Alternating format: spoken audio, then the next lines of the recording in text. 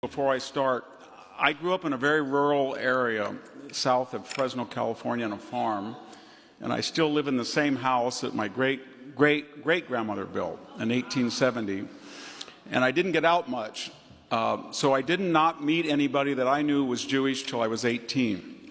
But a very funny thing happened. I always, as a sort of autodidact, was interested in Israel, and I had this memory when I was 14 in 8th grade, right out of 8th grade in the summer, and it was the lead up to the 67 war, and the McClatchy newspapers in Fresno had these maps. I think you all remember them. They had little Israel and then all of these enemies, and they had these emblems for tanks, soldiers, and planes, and I would count them up, and I'd say to my dad and mom, this little country is going to be swarmed. They have 5,000 tanks, and they only have 1,000. They have 2,000 planes, they only have 800. My father said something to me that was very Thucydidean, although he had never read Thucydides. He said, it's not machines, Victor, it's men that count.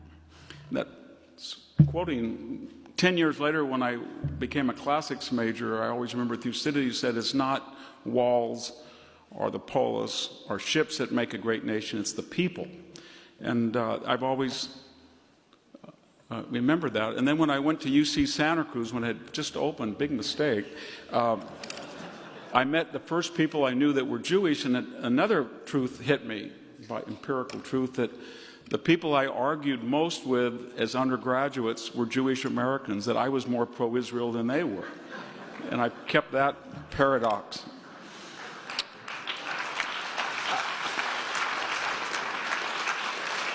I think most of us know that the only system, the only paradigm that works as we look around the misery of the globe past and present is Westernism, that triad of Jerusalem, Athens, and Rome that gives us constitutional government and protected freedoms and also a free market, private property, dynamic economy. But that said, there were people from the very beginning, when this emerged in the 7th century in Greece, that were worried about a paradox, and that is that this system gave us so much freedom and so much security and wealth that if you didn't have bridles or religion or community or traditions or borders or even existential enemies, that people would become indulgent. The Romans had a word for it, luxus. Catullus wrote a poem and said, luxus will destroy you yet, Catullus. And what he meant was sort of just enjoying the appetites of Republican Rome. But what I'm getting at is that there was a whole tradition in Aristophanes and Thucydides that warned people that Athens at its greatest, richest, most secure moment was suffering a lack of confidence that would be fatal in the 4th century. When you get to Rome, you really get this cultural pessimism. Tacitus, Livy, especially the great Republican poem Catullus, but also Juvenal and that fantastic novel Satyricon. And some of the issues, the symptomology, are similar to our own. And that became a theme throughout Western literature, history, and culture in the Enlightenment, but back to the Renaissance as well. And then, of course, we have these German cultural pessimists. I mean, that's the wrong word. They were happy that the West was decadent because they felt never being incorporated by the Roman Empire and safely on the other side of the Danube and the Rhine, that they had added a racial component.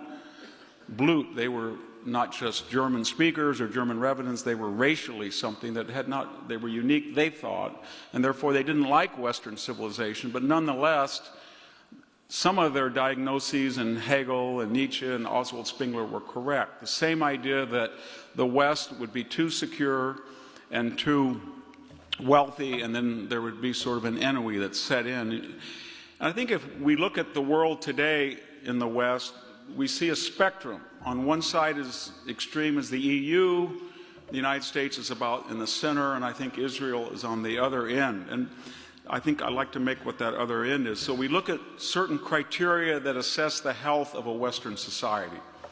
One, of course, is fertility, demography.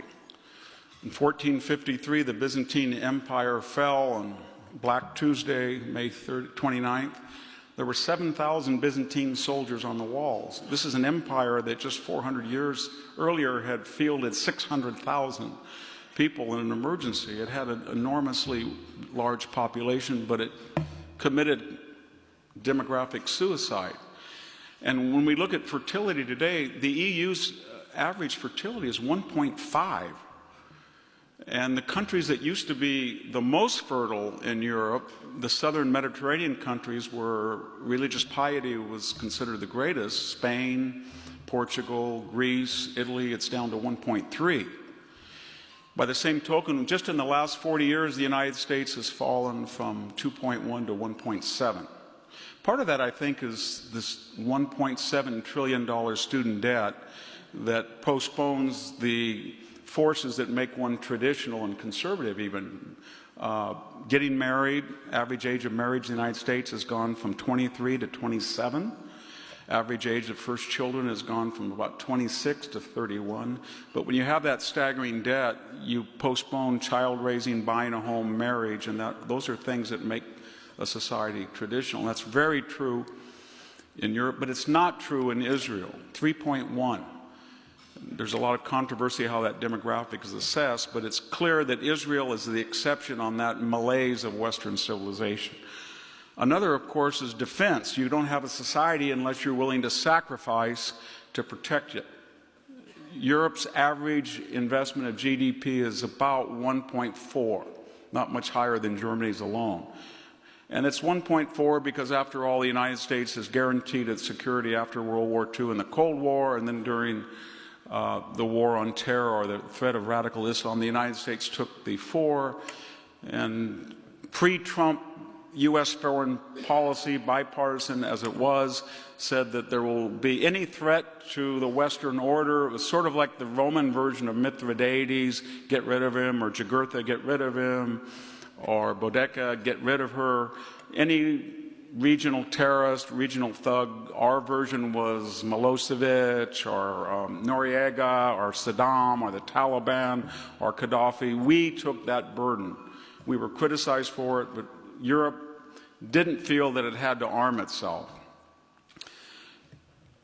We spend today about 3.6, and it's going down to it's going up from 3.1, it will be 3.6. Israel varies between 4 and 6, and even greater in periods of tension. So again, on that barometer, Israel seems to be much more successful in avoiding that symptom of malaise, if I could use that value-laden term. One is the idea of transcendence. You know, the Greeks were very practical. They said that we change the diapers of our babies so they will change our diapers when we're older. Or it was very important in Greek agrarian literature to plant an olive tree in your 60s, even though it wouldn't come to full bearing till you were after you were dead, as a sign that you were invested in something other than yourself. In terms of religious belief or piety, if we look at that same spectrum, it's very disturbing.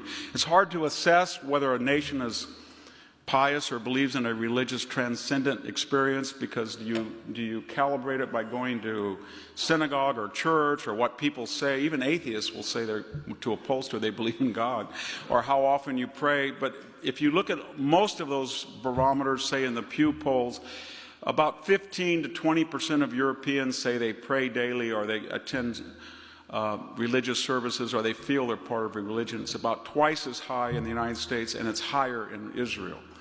So there is a greater level of transcendence in Israel as well. One thing that makes a society confident are secure borders. I mean, we all believe that America is an idea. We believe that the EU is an idea. We believe that Israel is an idea.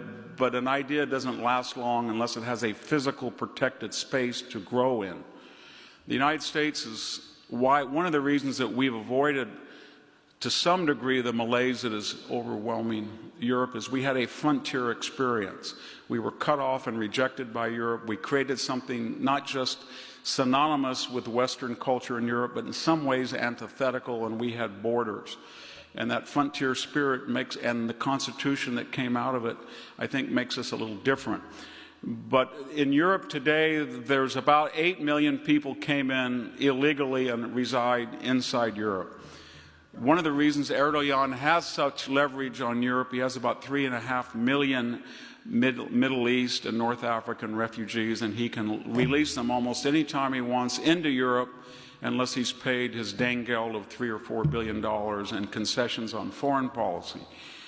We do a little bit better, but in our 2,000-mile border, it isn't secure. We have 20 million, according to the Yale MIT study, of people who were not U.S. citizens or living in the United States. They broke the law. The first thing they did when they crossed the border was to break the law. The second thing they did was to break the law by residing in the United States. And the third thing was usually to get some type of identification to allow that to happen. And so we haven't really come to terms in this so-called Trumpian wall. I guess it's our version of Hadrian's Wall, which actually worked pretty well despite the left's criticism post facto. But Israel built a wall. Everybody thought that that was retrograde, reactionary, it wouldn't work, it stigmatized the other, and it did work. But more importantly, it reminded the world that Israel had certain borders that it was going to defend, and it was not shy about fortifying them. And finally, there has to be a sense in the West of confidence in your past and present and future. And when you see this combination of wealth and security and freedom taken to an excess, the first thing you see is a state starts to question their past. You really see it in Europe, where almost in every political debate, somebody is dubbed a colonialist or an imperialist. And it's just a debate-ending slur or smear. And so Europe today is consciously getting rid of the idea of nationalism, that there was ever any good that came out of it. Part of this is the consequence of 2 world wars. Well, they always talk about 2 world wars as if they just sprouted, like mushrooms after a storm. They weren't organic processes. They were actually 3 wars that Germany started. Take away Germany from the equation, and nationalism is not a bad word in Europe. Europeans are always talking about these wars, and we've learned to overcome them. The real message is if you had have armed yourself and deterred yourself in 1871 and 1914 and 1939, you wouldn't have that discussion. But nevertheless, they have taken that as a referendum, and they're full of ambiguity about their traditions. We see that in the United States with this new iconoclastic movement of destroying icons of our past, whether it's a Depression-era mural in San Francisco or statues, not just of racists like Nathan Bedford Forrest, but even people who were men of principle, wrong principle, but they men of principle like James Longstreet. And this insane idea to rename buildings and streets. I'm getting off on a tangent, but one of the things I got in big trouble at Stanford was we decided that Junipero Serra, the father of the California mission system, was racist because he had whipped Native Americans who whipped themselves. Everybody whipped everybody in those days. So we conveniently renamed Serra Boulevard outside of my office, and I wrote a column saying, well, if we want to have a textual record of racism, let's start with Leland Stanford himself, who said he brought in Asians because they worked hard and they were inferior to white people, and let's rename Stanford Chumash University to reflect the Native American landscape. Of course, people got angry because they were invested in that brand name, and it was kind of a hoax that we only name selectively things that are not of existential importance to our career or futures. But again, it reflects sort of a cynicism, a sarcasm that's endemic in the West. I'm not suggesting that Israel does not have an agnostic and even an atheistic left, but it hasn't got the same degree of control in Europe and what's fearfully growing in the United States. Maybe you could sum up these symptomologies of Western malaise by this notion of citizenship. Citizenship was core to the West. It was a very unique idea. And for the first time in Greek text, we hear this word polites, with a precursor of the Roman kiwis. And there was nothing like it anywhere else in the Near East, Egypt, that people were either subjects or helots or slaves. Not that there wasn't chattel slavery in the classical world, but there was an idea of a free person who had rights and responsibilities that was protected by a consensual government. and a code of law that was ratified by a plebiscite. That was a new idea. And it's really the strength of the West. Even today as we speak, most countries don't have a concept of citizenship.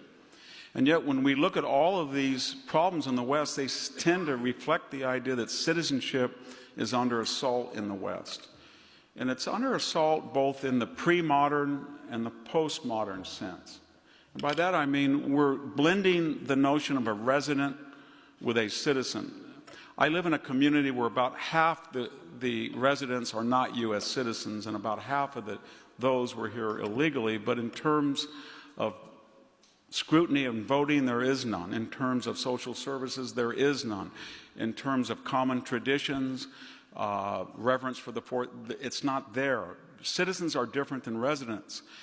We live in a sanctuary county, near a sanctuary city, in a sanctuary state. And if you actually look at the law, it privileges people who are residents because they're immune from the full force of federal immigration law. And by that I mean if I cross a border into the United States without a passport, I'm in big trouble. But people in my community that live next door were not in big trouble doing it. So it's almost as residency at best is synonymous with citizenship, and at worst in some cases it's preferable. And you can really see that in countries in Europe today like France, even Greece, where people are fearful or afraid to say you're not a citizen, and a citizen is different than a resident. Another thing we see is a recurrence of tribalism. Citizenship was an idea that said to the resident, give up your primary allegiance to your clan or your tribe and replace it with a collective that's based on people's ideas and the fact they live in a certain place and they have a cohesive body politic. It's a very radical idea. And yet you can see in Europe in particular, in the United States as well, that multicultural identity politics is saying to the American citizen, your first allegiance is with your tribe. You identify as transgender, or you identify as gay or Chicano or black first and American second. And we know where that goes. It's the road to Iraq, or it's the road to Rwanda, or it's the road to the Balkans. But it is at the pre-modern level, we're going back to the era before the citizenship. I don't want to blame the underclass because the same thing is happening among the elites. Citizenship is eroding in the West on the postmodern side. And you can see with this new concept, I shouldn't say new, Socrates said he was a citizen of the world. But when Barack Obama said, I'm president of the United States, but I feel like I'm president of the world. And we had the left say, we're all citizens of the world. That is a direct assault to the U.S. citizen or the German citizen or the French citizen, because it suggests that your elected leaders that you elected and people who did not elect them abroad will then have equitable treatment in this zero-sum game. We also have a concerted attack on our traditions and laws, both informal and formal. What good does it do to have a Second Amendment if you live in the country and you can't buy bullets at Dick's or Walmart because of social pressures have been put on them? Or you have a constitutionally protected electoral college. Since 1869, we have a court of 9 justices, but we see assaults, and I'm saying that all of the Democratic candidates have endorsed getting rid of the Electoral College, and 6 of them have endorsed packing the court up to 15 justices again.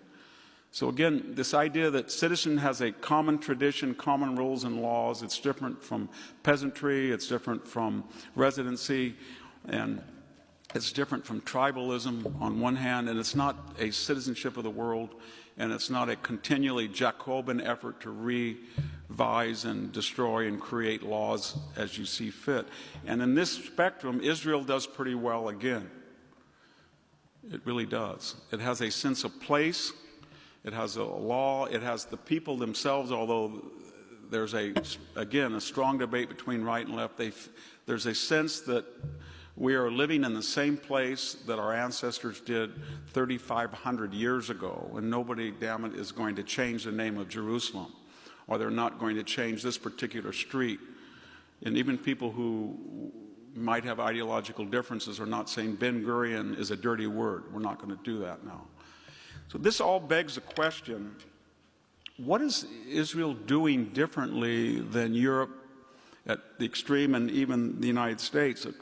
Most people would say, well, they have no choice. They live in a very tough neighborhood where there's no margin of error, and one mistake is not a political defeat or an optional war loss, but it ends their very existence. I think that's true. And there have been 5 major wars that Israel has survived, and they're in a constant state of military readiness because there's people who want to kill them. Others would say, I think rightly, that they live with the burden of the Holocaust and the fact that 6 million Jews were wiped out, not in Africa, not in Asia, not in Latin America, but it's supposedly in the most humane society in the history of civilization in the heart of Europe, and not just by the plague of Nazism, but by the acquiescence of Western Europe as well. The most liberal people in the world didn't really lift a finger. And today people understand that of the world's 14 million Jews, 80% of them live in the United States or Israel. That there's not very large Jewish population anywhere else for a reason. And that reminds Israelis every day that if they get when they're in extremis and they believe they can appeal to the good nature of the French prime minister or president, or they want to seek advice from the Chancellor of Germany, or they think even a British Prime Minister might offer them succor, it's not going to happen. Or at least they can't take that chance. Those are practical reasons why Israel seems to have avoided, as I said earlier, these symptomology of malaise. But I think there's other reasons as well, and that is that there's a sense of confidence in Israel that they are in a historical place. They're a small people, and they understand that the world has not been kind necessarily to the Jewish people, and it's not going to happen again. There's a sense as well that this land is not theirs alone. It was their ancestors. They're only renting it now, and they're going to pass it on to their children. And they have a sense of historical duty the way that we used to in the United States when you talk about Okinawa. People fought in the old breed at Iwo Jima. There was a sense that they were fighting for a particular place in America, a particular geographical place, particular values, and it was not going to die on their watch, and they were going to pass it on. And you didn't have to be perfect to be good, and you were better than the alternative, and that's all you needed.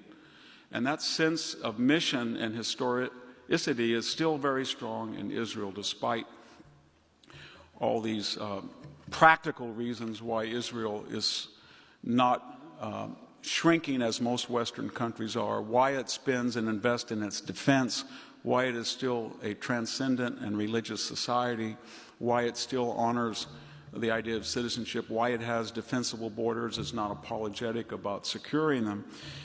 And the result of all this is, I think, if you looked at Israel 30 years ago, when these Western symptoms of, I don't want to use the word decay, but I'll go ahead and use it, of decline were starting to really worry people, nobody would have said in the year 2019, Israel of all places that people used to say, why was God so unkind to Israel not to give it oil or natural gas?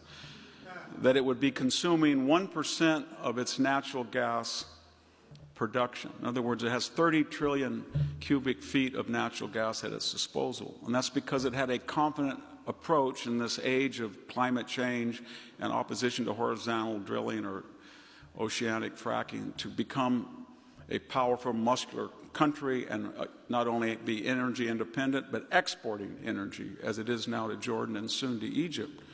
If people had said 30 years ago, your arch rival, challenge, enemy, whatever term we use, the Palestinians will implode in the year 2019. And by that I mean people in the United States will move the embassy to Jerusalem and there won't be an intifada. A president of the United States will declare that the Golan Heights is not going back to Syria and there won't be a war over that. Or somebody will say the Palestinians are not refugees after 70 years any more than the Volga Germans are, or the million Jews that were ethnically cleansed from the Middle East, or even the 13 million Germans who walked back after World War II. All of these were refugees. All of them are not refugees. But why did we use that term of the Palestinians? What I'm getting at is there's been fundamental changes in the attitude toward Israel. And when you ask yourself, they're now energy independent. Their economy has almost $41,000 of individual GDP on average. Its economy is booming. Who would have ever believed 30 years ago that the Sunni monarchies would look to Israel for their security? It's just absolutely unthinkable that people in the Arab world would say, oh yeah, forget about the Palestinians, we're worried about Iran, and you have the technological expertise and the strategic insight to save us. Same with Egypt and Jordan. It's incomprehensible. I know that right now it has existential enemies in Iran, and I think to a lesser extent, but to an extent in Turkey. And yet the world itself is suspicious of Turkey, especially in the West, in Europe and the United States, and it's very suspicious of Iran. Not just because of their own security, because I think they realize that the stronger Israel is and the more confident it has shown itself in the last 30 years, and the idea that it has avoided much of the malaise that is overwhelming Europe and threatens the United States, it becomes better like the stronger that it is. I know that that goes against the therapeutic view of human nature, but I tend to err on the side of the tragic view, that people believe in the Middle East that there would be no better friend than Israel, to quote the dictator Sullivan, there would be no worse enemy than Israel. And that makes people admire Israel in a way that you're not supposed to do in the postmodern 21st century. I'd like to conclude then with an odd thought, that we always talk about Israel as a subordinate ally of the United States, or a subordinate friend, or a force of stability in the Middle East, or a vicarious friend that can do our bidding. But it actually isn't. It's 9 million people actually are a canary in the mine. They're a great gift to Western civilization, because they say to Western civilization, you can be very prosperous, you can have a lot of individual freedom, but that does not mean you have to be apologetic, and you have to be decadent, and you have to be slaves to your appetite. There are still fundamental elements of Western civilization that go back to its founding, and that is a secure place in the secure borders with a proud tradition and confidence in the future, military readiness, a belief in transcendence, and the idea that it's still traditional and valuable for both your country and your family to have children and get married. And that seems banal, but at this late date in Western civilization, that's been a godsend to all.